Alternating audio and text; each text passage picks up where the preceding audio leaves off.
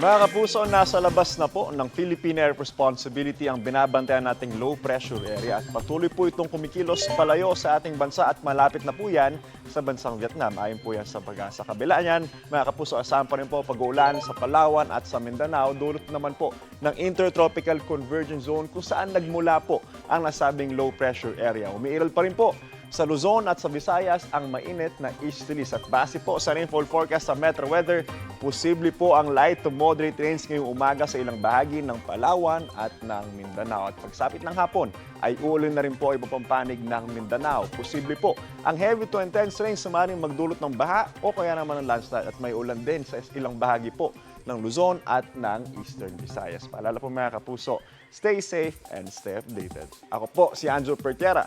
Know the weather before you go. Para mag-safe lagi, mga kapuso. Igan, mauna ka sa mga balita, mag-subscribe na sa GMA Integrated News sa YouTube para sa iba't ibang ulat sa ating bansa.